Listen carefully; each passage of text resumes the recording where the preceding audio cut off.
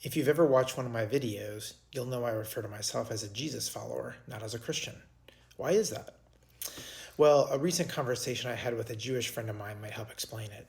He told me he was intrigued by Jesus and really liked a lot of the things he said and his actions, but what he couldn't understand was why so many people he knows who call themselves Christians don't actually live by those principles or act in that way.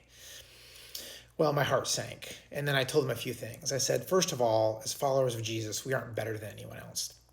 And while we strive to live by those principles that Jesus lived by and the things he commands of us, we fail. We're still human, we still sin. But I also told him there's something bigger going on here in the United States. According to a 2023 American Worldview inventory, 68% of Americans identify as Christians. That's a really high number. I was really surprised by that. However, a minuscule fraction of those, 4%, possess and live by a biblical worldview, meaning their ideas about all dimensions of life and eternity are shaped and based on principles and commands found in the Bible or by Jesus' teachings. 4%. Take that in. If nothing else, that should dispel the myth that we are a Christian nation here in the United States. We're certainly not. And just because we have it on our license plates or on our money doesn't mean we're a Christian nation. If anything, practically, we're an atheist nation. A second recent study by Ligonier Ministries found that 43% of American evangelicals said they believed Jesus was a good teacher, but not God. What? How do you even wrap your mind around that? 43% of evangelicals don't believe Jesus is God? I don't know what they believe then. So, what is a Christian? Well, I believe it's someone who believes that Jesus is God, first of all, that he came to earth, lived a perfect life, and died sacrificially for our sins, and rose from the dead to conquer sin and death.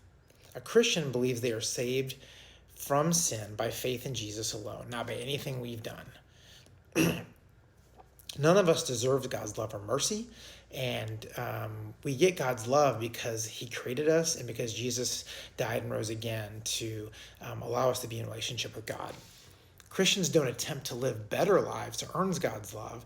That's impossible. We can't make God love us any more or any less. But out of thanks and obedience for what he's done for us, we attempt to live better lives and to show the world his love. So that's pretty much it on a basic level.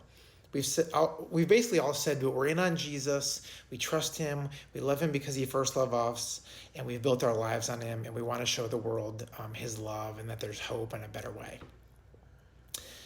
So, a Christian is not specifically a white American. Hopefully that's obvious.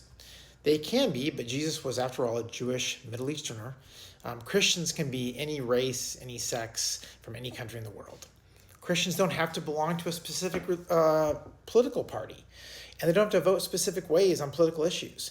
After all, Jesus wasn't political when he came here. In fact, the early people wanted him to be. They wanted him to overthrow Rome, but he was like, no, I'm here to love people, and die for them. I'm not here to overthrow Rome and this occupation they have over my Jewish people. But most of all, Christians should be recognized by their love, especially love of those Jesus had a special place for. Outcasts, the marginalized, the poor, the widows, orphans, the broken, and so on. Everyone outside the social elite. That's who, when you read the Bible, that's who you see Jesus having the most compassion for and the most love for. As John 13:35 says, "By this everyone will know that you are my disciples, if you love one another." Now again, do we do it perfectly? No, far from it. I fail every day at this. You likely do too. But with God's help and his spirit, we should be trying to love the world and show them there's a different and better way. That Jesus gives us life, he gives us peace in a hard, painful, broken world, and most of all, that he gives us hope. Hope for an incredible future with him in eternity. So am I a Christian? By the definition I gave you, then yes, I am. I've banked my whole existence and life on Jesus. But the way I see so many so-called Christians acting these days, the things they're saying, the things they're doing, I don't really want to be associated with them. So, with that conclusion, I'll just keep referring to myself as a Jesus follower. Live with grace, friends.